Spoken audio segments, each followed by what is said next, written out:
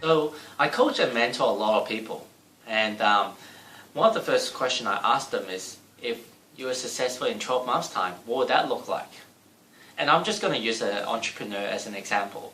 So an entrepreneur typically is saying that, you know what, I've got for example, if someone had just started their business, I think if I achieved $1 million in profit or in sales by the end of this year, that will be successful. I said, great. So how much are you making now? Oh, nothing, but $1 million will be successful. Okay, great. And yeah, for the last 6 months, like I've been doing a lot, and I'm getting frustrated, and I haven't got much traction yet. But that's why I wanted to get your help and see how I could get to the goals I want to achieve. And I tell them, okay, well, what if you didn't make $1 million in sales, but you're making like $500,000 in sales, or you achieve $500,000 in profit? How would that make you feel? Do you think that's a great year? Yeah, 500,000. That'll be a very, very good year. Like that'll be fantastic. Okay. What if you at least you're paying yourself? Right now you're not paying yourself, right?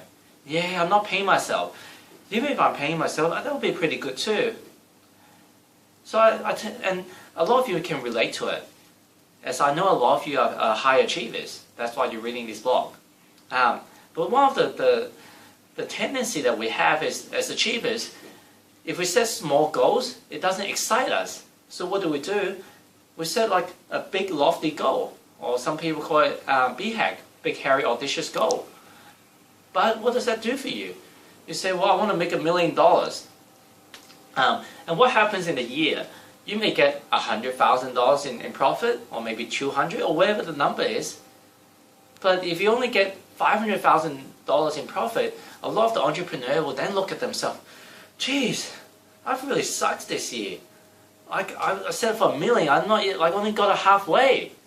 Geez, I didn't do well. And this is especially important if you're a leader, that you're actually leading other people. Whether you're leading your family, you told them you're going to achieve $1 million, or you told your team that this is the target we're going for, and you said you're going to do it, and you failed significantly. You fell way short. So that really demotivates you. And what's worse is the whole time while you're chasing for your dream, you're chasing with stress. I'll tell you like what happened, like and how did I started to create a model to really address this issue. When we started Punky, which stands for Positive Uplifting News Network, and you can check out in punky.com. We wanted to just create a movement that spread a lot more positivity around this world. So we thought, you know what? If we can get in 2 months, get 1 million likes on our Facebook page, that would be fantastic. And that's our measurement of success. Yeah, let's do it. It hasn't been done before, but why can't you do it? Why can't we set the new benchmark on what can be done? So let's just go for that. And we're going to set as an outcome, as my coach and mentor, Tony Robbins said, when you set it as an outcome, there's always going to be achieved. There's always a way to make it happen. You're determined enough, you're persistent enough, there's always a way. So I came in with that mentality. In the first week, our target was like 100 people. We achieved that. Woo, success. The second week, I'm paraphrasing here, it could be like 200 people. We achieved that. The week after, it's like 1,000 people. We achieved that. The week after, 5,000 people. We achieved that target. And then the week after is to get 10,000 people. We got like 8,900 something people. So it's starting to fall short. But we're still growing really rapidly. And the week after, is the target is something like 20,000. And we get like 16,000. So we're falling and further behind. And we're getting worried. And, oh, Jesus, like we're falling behind on target. What can we do? There's more that we can do. And we're getting stressed. When I'm getting off work at night, when I'm going home with my family, I'm not relaxed. I'm thinking there must be a way. What more can I do? There must be a way. Let me achieve the goal. Because there's an outcome. I must achieve this. As the week goes on, the target getting higher and higher because we forecast the exponential growth. The reality of what we're able to achieve is getting further and further away from us.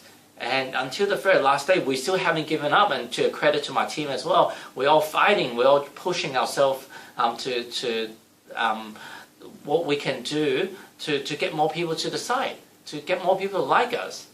So at the end of the 2 months, we got 100,000 likes and a weekly reach of over 6 million people for Punky. A lot of people say, wow, Gary, how the hell do you get so many people in such a short time? I'm really amazed at what you guys have achieved, and for such a good cause as well. It's all not for profit. Wow, that's amazing. But inside, even though the whole agenda, the whole movement is to try to spread positivity, inside we weren't very positive. In fact, we're very stressed. We're thinking, oh, the whole time we didn't even get to our target. And now that we failed, it's like, oh, geez. Yeah, we'll celebrate a bit of success. Yeah, it's the end. But inside, we start developing a culture of non-achievement. So when you're building an organization, if you always create those big goals that it's very hard to achieve, and maybe you've achieved that for the first few times, but eventually, if you keep setting up new high goals that is very ambitious, one day you're going to miss it. And the team, the morale will start to get smashed. And they start to question that next time you throw out a goal, is it just a dream? Or is it a goal? And so I had to rethink the whole strategy. Everyone that's around us, that are seasoned marketers, they say that this is great, 100,000 reaching 6 million people on a weekly basis, that's fantastic. But we weren't celebrating. So what could we do? I set something called OGO standards. So what is it? OGO stands for okay results, good results, and outstanding results. What an okay result is, what's the minimum? What's the minimum that needs to achieve for us to feel good? In the case of the entrepreneur, it could just be getting his first sales.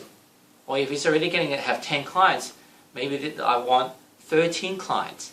That's something that's achievable based on historical trend and data. It's not just a number plucked out of the air. So based on if I do the same as in the previous period, what would that be? And the good result, what is a good result? It's something a bit better than the previous period, that I improve on the historical trends and patterns. And also you have to take into consideration, sometimes if you achieve 5% growth in the last period, if you know that the seasonality or there's a slump coming, you may say that the next quarter the target is 4%. It's actually downwards. But it's based on factual information. But a good target is performing better than what you have in the previous quarter. And what's the outstanding? The outstanding target that you have is based on the pie in the sky number, the number that excites you. And the achiever, they say, oh, you know what? This minimum target, just to achieve what we did last quarter, this doesn't excite me. If this is the 12-month, if this is the 3-month goal, I could achieve this in 2 weeks' time. If you think that you can achieve it in 2 weeks, achieve it in 2 weeks' time. After you achieve that, you can start celebrating, because then you're chasing your next good target with excitement, not with stress. And once you achieve your good target, you can chase your outstanding target with excitement, not with stress. So I hope that really helps you, and it's definitely helped a lot of the people I've worked with. OGO standards, that's the way to go. Feel free to leave me any comments and feedback and questions, and I'll be happy to answer it. Have a great day.